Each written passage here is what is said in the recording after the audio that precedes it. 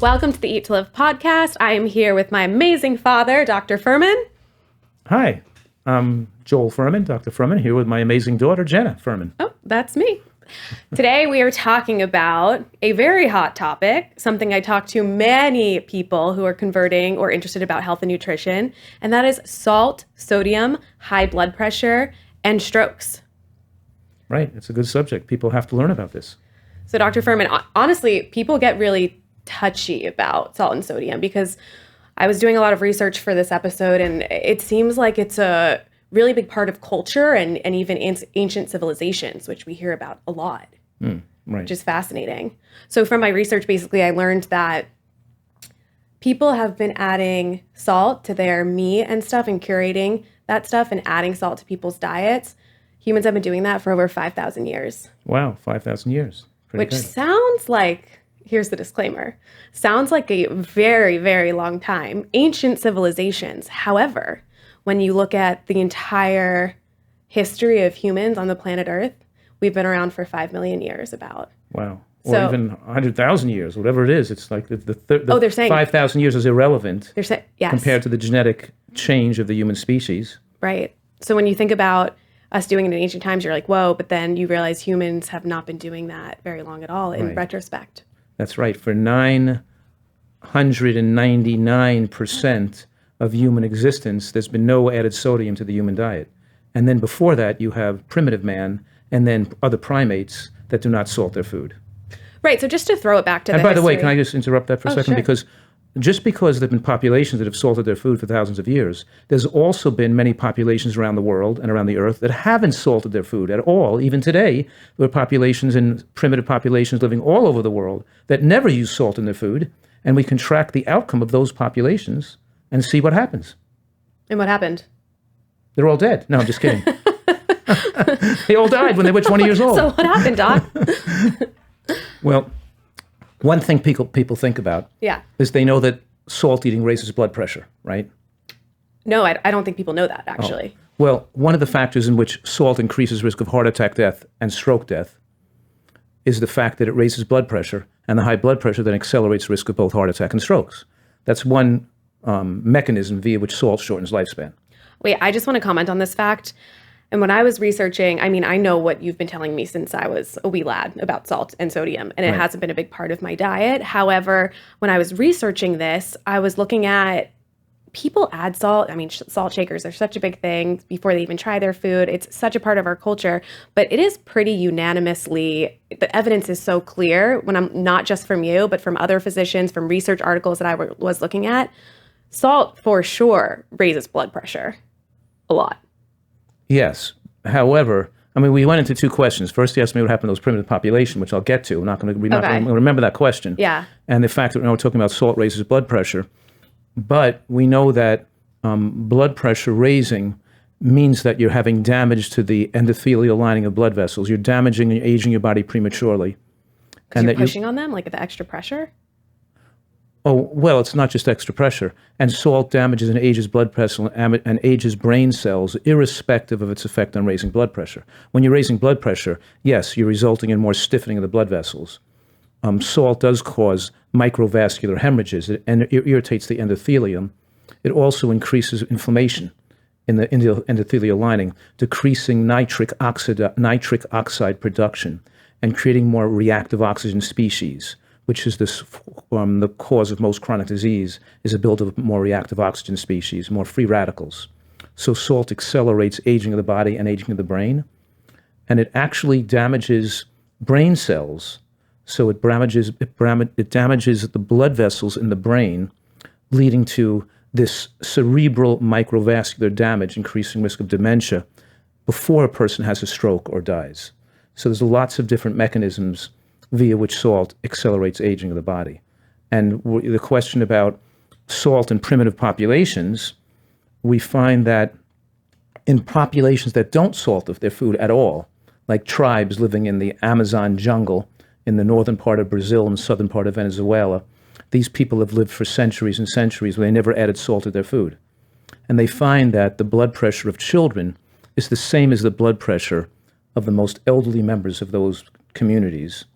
and that compared to other tribes that have been exposed to humans who salt their food and start to salt their food, we see the blood pressure raise in children and start to go up.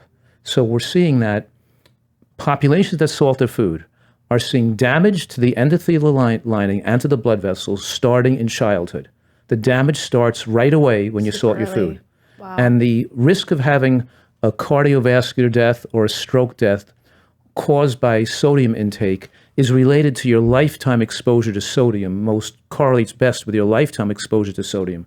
That means even the sodium you consumed as a child has an effect on contributing to your heart attack death or your stroke death when you're 70 or 80 or 90 years old. You always said it's what we do in our youth and as children that it really actually do still impact us and greatly impact us down the road. Right, and So all children at the age of 10 years of age in the Western countries, the United States, have blood pressures that are excessively high, even though they're not considered high blood pressure, but they're still higher. The tribe I'm talking about, I have written down right here, is called the Yanomamo Indian tribe, and the average blood pressure of the population, the same average blood pressure in children is the same average blood pressure in the 60 and 70-year-olds in the population, which is 95/63 is their average blood pressure. Now, you look at average blood pressures of 10-year-olds in the United States, and their average blood pressure will be 100, 110, 120. Will be higher than that. It won't be 95 or 90 or 90. Right. So we're seeing, and this is why some people can claim, oh, salt eating doesn't matter, is because they're looking at salt eating in the last 5 years of life, where the person just had 55, 65, 70 years of having too much salt, and then because they develop high blood pressure, then their doctor tells them to cut back on salt, and it may not have the largest effect at reducing cardiovascular death because they've been on a high salt diet for 70 years already. So we went through this because it's like their pack years, because it's what you do over the course of your entire life that is really impacting you down the road. That's right. Same thing with pack years, and same thing with DHA deficiency. Why people will argue, oh, it's not going to help you. They could show a study where people are taking DHA for a year or two. Well, they waited till they were 75, 80 years old, and the brain shrinkage starts from DHA deficiency when you're in your 30s and 40s. Right. When you first start to get memory loss at age 65, you already got shrunk brain cells for 20, 30 years. Right. So it's the lifetime exposure. In other words, the sooner you fix this, the better. You can't wait till you have advanced damage. And this is why people are confused about the science. Well, it's so confusing too, because let's go back to ancient civilizations. Right. There was good in salting their food because it preserved meat. It allowed them to feed villages and get away with that stuff, right? But what I was also researching is the diets then did not have any processed food. So if you look at, they're like, okay, it was a little bit of added sodium. When you talk about what processed food and how much added sodium, salt, and garbage is in our stuff, we're now becoming, the salt in our diet is about 80 times what adding a little salt to preserving meat would do. Well, yeah, but they're still not ideal diets they were eating back then. Yeah, we have the science today to make diets that are so we can live to be 97 to 107 years old and not have to worry about strokes and heart attacks. Why not do it better than their ancestors could have done? Totally. But even so, if you think, oh, it's so great, our ancestors salt, there's so much misinformation around salt. You think that your body needs it and you'll be peeing all the time without it, or that you'll lose all your fluids. I see questions all the time about people with salt because they're scared to have a diet without excess salt. And I just want to be really clear, when we talk about salt, you're not saying all sodium is dangerous. There's sodium in naturally occurring food. We're talking about excess added salt to our food. Right. Just like we have sugar in fruit, there's sodium, and the amount of sodium humans need in fruits and vegetables and beans and nuts contain sodium, but they all have less than 0.5 milligram of sodium per calorie. So if you eat 1,000 calories, you're getting less than 500 milligrams of sodium. If you eat 2,000 calories, you're getting less than 800 milligrams of sodium. It's always less than 0.5 milligram of sodium per calorie. So natural foods have low amounts of sodium. That's the amount that the human body needs.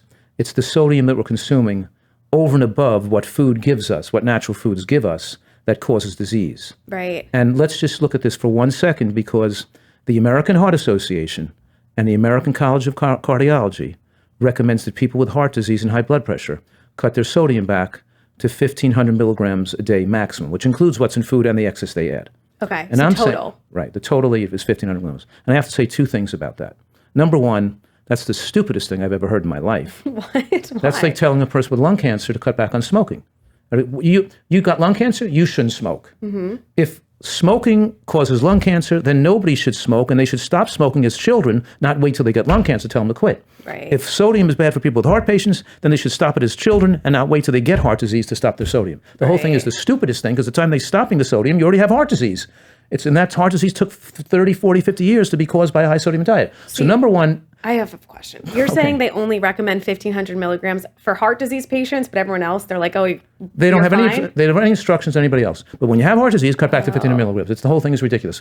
Plus, the studies show that as you go from 3,000 to 2,000, all the way down to 1,000, you see cardiovascular deaths and stroke deaths diminish. Well, cardiovascular death really includes stroke deaths because it's a form of cardiovascular disease. But in any case, you see diminishing in deaths as people cut back from 2,000 to 1,500 to 1,000. They arbitrarily chose 1,500 because they thought that's what Americans or the people they're advising might be able to do. They thought if they gave them the ideal, which is 1,000 or below, then people wouldn't be able to do it. Because going back to what I was researching on the internet, you know, you're like one of the only people that says like, hey, watch your sodium intake. We shouldn't be adding it to everything. And it's everywhere. You shouldn't be adding it to anything. To anything, right. And it's in everything. But so I'm looking on the internet and like the research is everywhere. It's like lower salt intake, lower cardiovascular deaths. Right. So I'm like, why did people not talk about this? It blows my mind. Yeah. Well, you know, people who are addicts and people who want to eat meat will show studies that eating meat doesn't really lead to much increased death. And they can prove a study with that because they're comparing meat eating to people who eat less red meat now eat more chicken. And because switching from meat to chicken doesn't decrease stress, look, red meat is okay. They switch to, or eggs are not bad because they had less eggs and they had more processed white flour carbohydrates and didn't reduce risk of death. The whole thing is ridiculous. They can always find a study to convince this person that wants to eat meat or wants to eat sodium or wants to have ice cream or wants to do anything they want or wants to continue smoking cigarettes. We could always have some group of people is going to try to find some data to advocate. Not that bad. You know what I mean? Yeah. But if you have a scientific viewpoint and want to collect all the data available and not just pick the data to support a viewpoint, then you can't deny the comprehensive major effect that sodium has on major deaths. And let me just say, the World Health Organization put together 150 scientists to look at the issue, and they're not scientists connected with the sodium industry or the anti-sodium industry, and let's just see what they found. This was a study published in 2023, March 9th of 2023. They advocated that all UN-associated countries dramatically reduce their sodium intake by 30% by 2025 to save 7 million lives, and that the global burden of disease study in 2019 showed that about 22% of all deaths worldwide can be attributed to bad diet and predominantly high sodium intake. One of the major. So we're talking about many millions of people dying each year, millions and millions of people dying each year from sodium intake, while there are people advocating people should that it's not going to make a difference. But I'm saying the preponderance of evidence and all the corroborating evidence and the overall conclusion of scientists who look at this question as a full-time job all understand the necessity for people to avoid added sodium on their food. For sure. And that's what I was so surprised, like just hearing you say it my whole life and not really seeing it like on the internet and other places. When I'm researching the science, I'm like, oh, it's so obvious. It's very in your face. This should be widely accepted. And then it goes back to what I was looking at as well. Wait, you reminded me of something that I wanted to bring up. Sodium. Okay. This was it. See, I held my thought.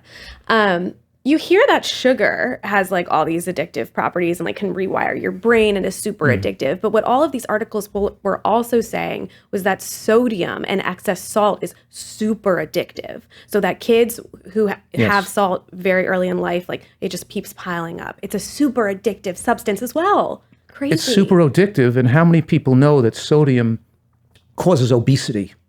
And alters your taste buds. Alters your taste buds, deadens your taste sensation, makes you require more sodium, but it leads to more fat deposition, more body weight, and more desire to overeat calories. Salt is a major factor stimulating the apostat, and salt is a major factor letting the body hold more fat to dilute the inflammation caused by the extra sodium. So just like we're talking about poisons and pesticides and chemicals causing people to gain weight, sodium causes weight gain in the same way, making the body retain more fat. Wow. And also this person who's acclimated to a high sodium diet, they're pushing out sodium all the time through their sweat, through their breathing, and through their urine. They have to. What about tears? Is that true too? Yes, and through their tears. But tears is not a major source of sodium loss. But in any case, when the body has to excrete all the excess sodium consumed, it doesn't just isolated take out the extra sodium. It removes other minerals in the process and other nutrients in the process. Oh, so you're like losing nutrients? You're losing nutrients. You're losing minerals all the time. So salt's taking out more with it, essentially. Of course. So if you're, let's say, an athlete who eats a lot of salt, legs are going to cramp up when you sweat. And you're going to, because when you're losing your sodium, you lose all your potassium, you lose magnesium, you lose silicone, manganese, you're going to lose a lot of chromium, you're going to lose other minerals that go out with the extra sodium you're getting rid of. And you're going to have to think about taking electrolyte replacement drinks. But when you're not on a low salt diet, you don't produce salt in your sweat and you don't produce salt in your urine. Your body is great at it's trained to hold on to sodium, to maintain our body's sodium stable. So now I can exercise, run a marathon, bike in the heat, play a tennis match, go on for hours sweating. And I'm not going to drop my sodium. My legs are not going to cramp up, and you're not going to, and you're just going to have to replace water. You don't have to replace salt and electrolytes because we're not losing salt and electrolytes because our body has acclimated favorably to a lower sodium diet. Wow. So you're saying once we keep having all this sodium, it's going to cause us to sweat out the sodium more and take more minerals and stuff that we want to save when we're working out. And we want to save those minerals for good health. Right. It increases it strips the body of nutrients, just like sugar strips the body of B vitamins, and sodium strips the body of minerals. So is there ever, I've seen patients of yours be super concerned when you're like, you need to cut out the excess salt, and they're nervous. Like, why are they so nervous? Do you know why? Well, it's highly addicting. It's they come here for us to help them, and they're salt addicts, like sugar addicts. And the way to get over their salt addiction is to get them off salt, so they can have their taste muscle return and come back.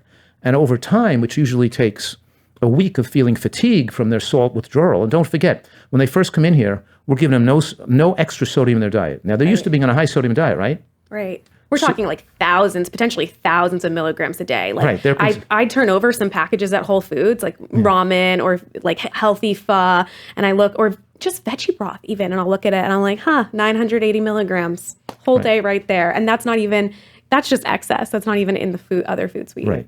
Right. So let's say they're consuming 3,000 or 4,000 milligrams of sodium, and now they're coming here and they're eating, and what's in the food is 700 milligrams. Right. So they went from 3,000 to 1,000, let's say. Yeah. Okay. Their body is still putting a lot of sodium out in the urine. It didn't suddenly fix the kidney and fix the sweat. Every time. Right? Every time. They're sweating.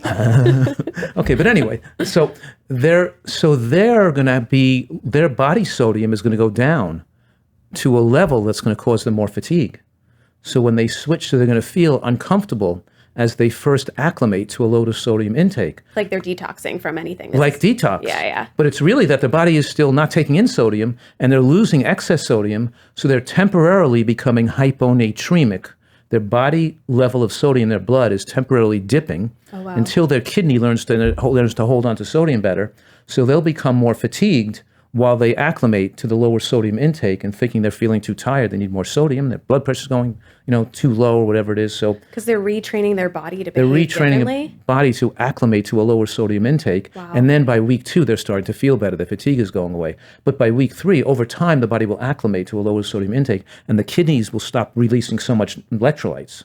So it's part of the detox process. And it's one of the reasons people feel the addictive sensation of trying to come off sodium. Yeah. It's crazy. I mean, as someone that grew up not eating a ton of excess sodium, whenever I eat at a restaurant, I am kept up at night because my mouth is so dry and I'm just like a water machine. Like I need to be pumping water into my mouth, and I know if the food was highly salted because my body starts like reacting so different. If you listen to your body, it's so sensitive. Well, people who regularly eat sodium all the time don't get super thirsty like that because they're used to. It should be you and I, because we're not generally eating a lot of sodium. Well, if we had something with a lot of sodium, then our body wouldn't be excreting it as easily. Just like the person who comes in from a high sodium diet, they're pouring out huge amounts of sodium in their urine, and we're not putting out sodium in our urine or our sweat. So when we eat a high tolerance, right? We can't tolerate it. When we have a high sodium intake, we're like, wow, I got to drink water all night long, and I can't sleep the whole night. Let me tell you, my body's like reject. Don't do that. And I'm like, I would love to eat at a restaurant that doesn't do this to me. It would be very pleasant. But okay, so I have a picture here, and I just pulled Skinny Pop's nutrition facts because I was super curious about like how people should interpret food labels and read sodium because I'm always looking at it. I want to make sure I'm not getting super large amounts of sodium too because it just doesn't feel good presently, and I know it's not good for my long-term health. But okay, so Well, not only super large amounts, I'm saying the amount that's maximally acceptable for long-term good health is very little free sodium other than what food contains. Right. The body can deal with a little extra, but not very much. Otherwise, it's going to lead to more risk of chronic disease. And us Nutritarians are health enthusiasts who don't want to take the risk of chronic disease. We want maximum protection. And I feel I would be selling people out if I acquiesced to their self-destructive habits, because then they can still get sick. And I'm promising they don't have to get sick if they do everything right. For sure. You're like, this is a big problem. Yeah. But for me, so I don't even have salt in my house, so I never add it to my food. So I feel like, I always go for the low sodium option, but if I'm buying like low sodium veggie broth, there's still like 200 milligrams of sodium. Low sodium pasta sauce or any pasta sauce I grab off the shelf in a hurry. Like if I'm at Whole Foods, I'm always kind of just interested in how much sodium's in a product if I want it to make my life easier. Right. And there are some pasta sauces with 700 milligrams of sodium per half cup. And if you look, but you can find pasta sauces with 180 milligrams of sodium per half cup. Yeah, they're all over the place. Totally. So if you're a Nutritarian, you're only going to get that pasta sauce with 180 milligrams of sodium per half cup. But if it had no sodium added, it wouldn't even have 180, because don't forget the number of calories. If it says a half a cup of pasta sauce has 100 calories, if there's no added sodium, it will about half as much sodium. If it has more sodium than it has calories, they added salt to it. They had to have added salt to it. So you're saying above 50 milligrams of sodium, we know that they added salt. Above the amount of, if there's more sodium than there is calories in any food, in any serving size, they added sodium, because all natural foods have less than half as much sodium per calorie. Right? That's fascinating. And so the amount that's okay, so you can still say under 900 if you're a female, under 1100 if you're a male, in a range before it gets to be disease creating, then you can't have more than a couple of hundred milligrams of extra sodium into your diet. And I swear, everything has salt in it. Like, I know that's why you made your food products, because you just wanted to get your patients and people truly no added salt. No added sodium. So they can have ketchups and sauces and dressings because you can't find those products anywhere. It doesn't exist, and it's crazy. So if I do grab something in a pinch, if I don't have your products on hand, I'm always interested to see like what's my best option. Right. So Skinny Pop, which it's definitely marketed as the healthier popcorn. So I thought it would be a good example, but it is popcorn. So people do want salt, they want oil, they want it on this. So it says no added sugar, which is good, but it says 260 milligrams of sodium, so 11% of your entire day. And that's for one serving. So that's for like 5 cups of popped popcorn. And by the way, it's making it 11% based on a 2,000 milligram sodium diet, which is saying is acceptable. And you're saying half of that, so really be 22%. 22% if they should not have more than 1,000. So that's still a lot of extra sodium. And of course, that's how many calories in that serving? How many calories? 130. So they're getting 260 milligrams of sodium per 130 calories. It's too much sodium. Now, if that's the only sodium you had the entire day, and you didn't have any extra tomato sauce with sodium, you had no Ezekiel bread with sodium, you had no mustard, and nothing else with sodium. No Dijon, which has a lot of sodium. Yeah. Nothing else, it's not so bad. But I'd prefer probably to be, if it's added to another 260 from this food, another 260 from that food, and another 260 from this food, then to pile up. Then it piled up. So I know you said you want us to shoot for like 1,000 milligrams of sodium a day, and we're getting about like 7 maximum. It's fine to have 400. Really? It's fine. It's fine to have no sodium. Most days I have 0 extra sodium. 0 added sodium. 0 added sodium. You're getting sodium. I'm getting 400 to 600 or 400 to 700 just in the food I'm eating, the natural foods, the cucumbers, the beans, the nuts, the seeds, the vegetables, whatever I'm eating has some sodium in it. So enough for the human species. Primates living in the woods don't salt their foods, and they get plenty of sodium. And primitive humans in these populations we're talking about that don't salt their food do not have high blood pressure or heart attack deaths in later life, and don't see the blood pressure rising as they age. So this is an important concept that people have to get, that aging does not raise blood pressure. It's the years you're on salt that raises the blood pressure. Wow. People do not think like that. Blood pressure is not associated with aging. It's associated with salt years, how many years you're eating excess sodium. Right. And salt years means, do we know what salt years means? It means if 1,000 is acceptable, then how many thousands did you consume over your 1,000 baseline for how many years? Right. If you had 3,000 of sodium a day, that's 2,000 above the 1,000 on the baseline. So that's 2,000 times how many years? 20 years? That's 80 salt years. Mm-hmm. If you had 3,000 a day, or if you had 4,000 a day, that's 3,000 above the 1,000 times 30 years. That's 90 salt years. And your risk of having a hemorrhagic stroke or a cardiovascular death is related to those salt years added up through your whole life. When you're talking about salt years, it's like exponential growth, because these little changes, whether it's like 1,000 or 2,000, you think it's not little day to day, but then as you add it up over 50 or 60 years, it's double. Like, right. You know. People don't recognize the small damage day after day, year after year that causes problems to the body. They don't see disease that way. Right. It's like water runs off the waterfall, off the cliff, and hits a rock. And after 30,000 years, the rock splits in two, because the water hit it every day, little by little, for 30,000 years. They don't see that that's what disease is caused by. Little by little, you're chipping away, little by little, and then you have some event that causes, and then people say, what did I do wrong? How did I get cancer? Must have been my divorce. No, it's what you did your whole life. Mm-hmm. And this stuff is preventable. So like even after a diagnosis, it's amazing what nutrition could do, because even after a diagnosis, it has power to repair their disease. Yes, of course. It's just amazing. But I think that there's not many people doing what we're doing. There's not many people saying... Thanks for including me. What's that? Thanks for including me. Yeah, we're saying that we can protect our body against diseases, and we have the answers. Yeah. But it's not magic. It's not a gimmick. You have to really live a healthy life, and you have to do it and you have to live a healthy life for many decades to earn good health. You can't just buy good health in a pill or a bottle. You can't go to a doctor and get good health. And you can't be protected from a heart attack with a statin drug or a blood pressure medication. You actually have to live the life and walk the walk and talk the talk. I have a good story about this, and I want to remember to share, but I just wanted to ask you one follow-up question before we wrap up. Yeah. So you're saying we get like a few hundred, like around 600 to 700 milligrams of sodium from naturally occurring foods, from just eating a Nutritarian diet with no added salt. So how much salt, like excess salt, can I have? Like, do I have to worry about any salt in my products, or? Yeah, I'm saying that you're getting around, let's say you're eating 1,500 milligrams of calories a day. Yeah.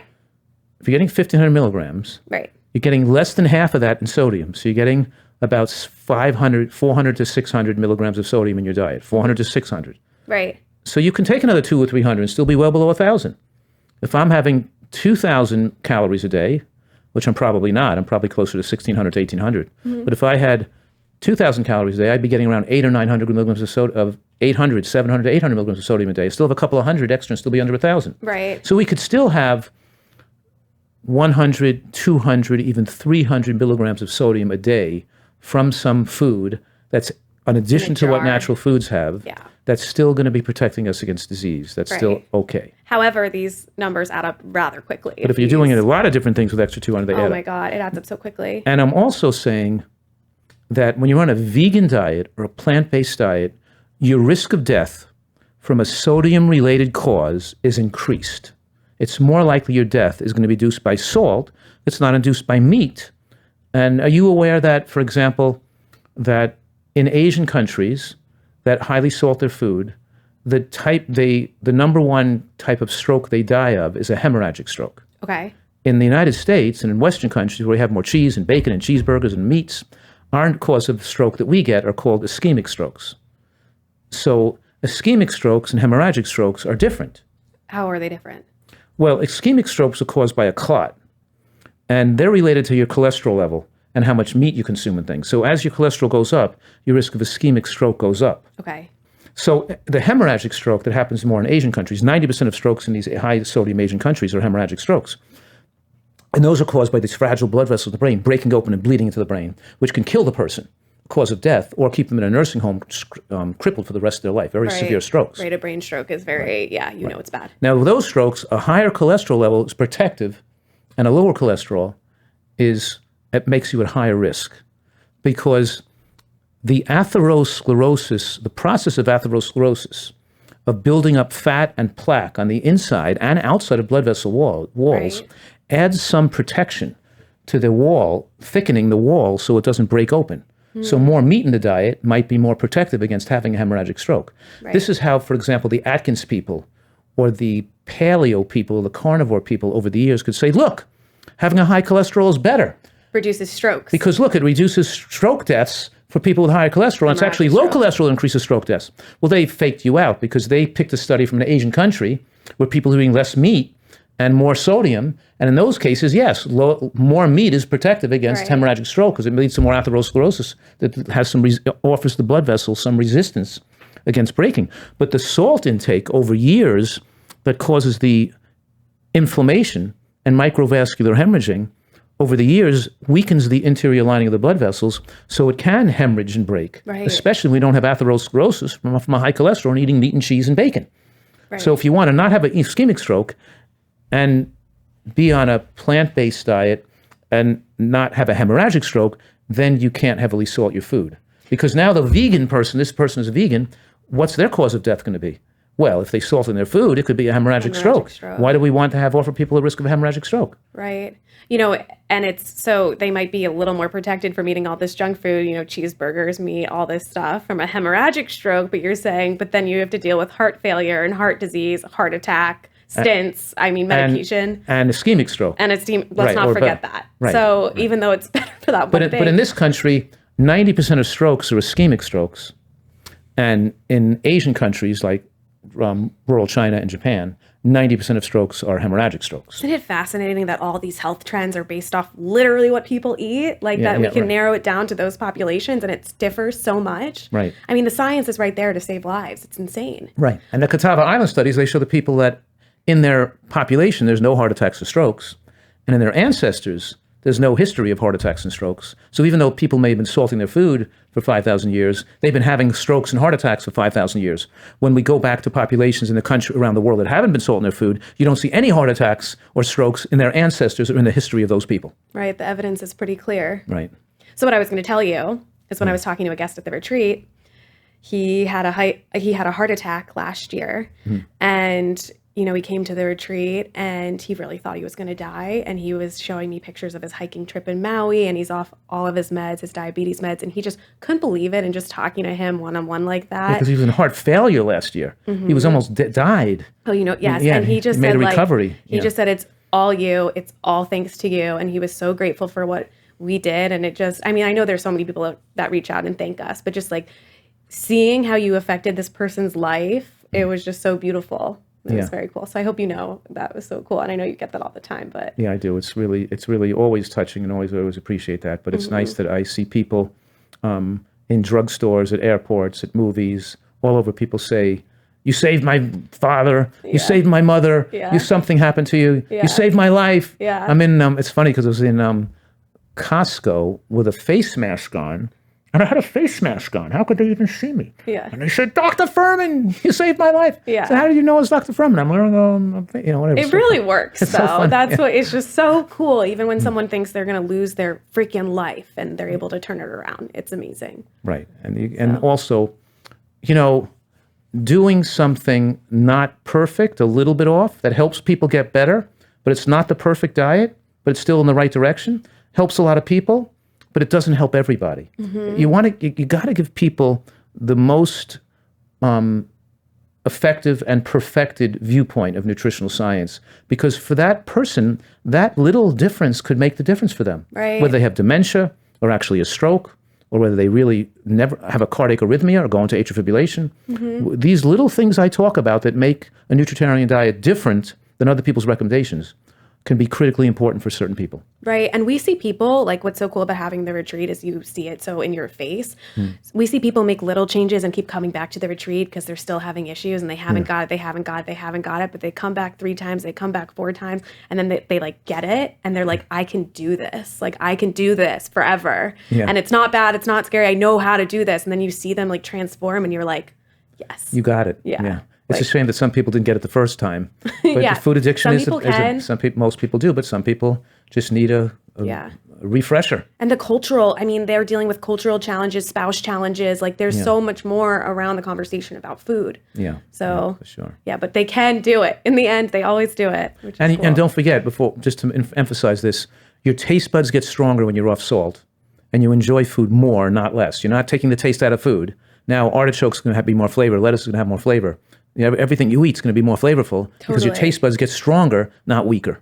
And I've read research that backs you up on that. So I've taken other people's word for it too. Okay, so 2 questions I have for you are, is spicy food, food that makes spices that make your food hot, good for you or bad for you?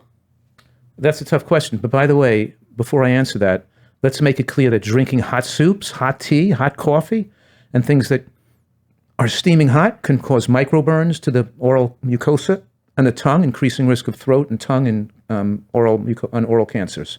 So this is a double-edged question. We're going to talk about spicy food and hot temperature hot food. The hot temperature of hot food. So we shouldn't have things that are piping hot. They could. And didn't you always tell me, you always yelled at me for burning my tongue or burning my mouth. You said, it's really dangerous to drink super hot stuff. Right. You don't want to keep burning your mouth. And people who get acclimated to these hot substances, they don't feel like they're burning their mouth. Really? But they're damaging cells, increasing risk of throat and tongue cancer. And we have a relative who died of tongue cancer. Right. So you're saying those hot beverages can contribute to that. You have an uncle who died of tongue cancer. Right. And he always had a hot tea next to his desk, by the way, and ate pretty healthily. Dang. But anyway, the answer to your question is that in moderate amounts, herbs and spices, even if hot, have have beneficial effects supplying phytochemicals and nutrients to the body. But in excessive amounts, and used too regularly, they can irritate the stomach lining and increase risk of stomach cancer. So the answer is, you can use spices, but don't go overboard. But I don't recommend people use spices much. They can be moderately spicy, but if they use too much spice, it has the effect to work on the taste buds like salt does, and it deadens your taste buds, so you can't really enjoy the flavor from our anti-cancer soup. The subtle flavors with the carrot juice and the pea flavoring and the cashew nut and the onion. You can't tell, that rainbow of flavor can't be detected because your taste buds have been deadened by the chronic and heavy use of spice. Like hot peppers, hot stuff. Yeah, really hot. If it's taking over the food completely, that's where you're like. Then you need hot stuff on everything you eat because nothing else has any flavor to it because you've weakened your taste muscle. Right. But I mean, spices, there's so many spices that are amazing for you, right? Like turmeric, cumin, black pepper. Super healthy. Is cayenne good for you? But not so things are super hot. Right. Just the balance, just the right amount. Flavor your stuff. I mean, there's You should notice that if you want to make things so you notice a spice is present or a little hot flavor is present, but not so much a person has to go, it's burning my throat. Yeah. Or not so much that every food you eat has that kind of spice on it. Got it. So, okay. All right, I'll do it. That makes it clear. Okay. Next question. Can you eat potatoes on a Nutritarian diet? And why do potatoes have so much hype around them? I guess because they're cheap, they're simple, easy to make, they taste good, and without much. I think they're natural. It's a natural food, grow in the Yeah. ground, better than most other things people are eating. Right. But don't forget, a Nutritarian diet is encouraging people to eat a wide variety of foods. Okay. And to eat a diet rich in beans and greens and nuts and seeds. We're rating foods on a hierarchical scale so people can eat more foods that have anti-cancer effects and less foods without those proven anti-cancer effects and nutrient density. Right. So it's not the food on the high hierarchical scale of anti-cancer benefits. It doesn't compete with bok choy or kale. Or even quinoa or even beans have more anti-cancer effects. Sure. So and for a lot of people we take care of, as you know, have diabetes or metabolic hindrance to weight loss. Mm-hmm. So they're eating more beans because they're more glycemically favorable.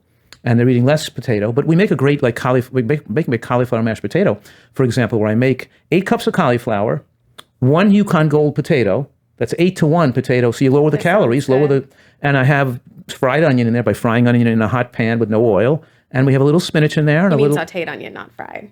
Just sauteed, yeah. Yeah. No coating on it. Just chopped onion in a hot pan with no oil. Just saute it so it glistens. Right. Mix it in with the cooked cauliflower and the baked or boiled Yukon Gold potato. Right. And then you put in a little spinach, a little of the garlic nutter, roasted garlic with a little bit of the hemp and cashew. And the You're getting me hungry for it. You and make it all the time. I can make a delicious mashed potato. Then the 1 Yukon Gold potato into the 8 cups of cauliflower, serving for 8 people. You had 1/8 of a potato, and you have low-calorie meal. Yeah. And there's nothing wrong with that. So obviously really tastes really great. Yeah. So you can use you can dilute. You can mix it so what you're just saying is you're mixing it with onions and cauliflower, these higher nutrient foods. So you're making what would be lower nutrients, just with a pack more of a nutrient punch, essentially, and it tastes just as good, if not better. I mean, it's so good. And I can keep So we're talking about having more nutritional variety and more intake. And not having a rice-based diet or a potato-based diet or a grain, having one food be the base of your diet. Right. We're trying to have a diet that has a lot of different variety of different types of foods in it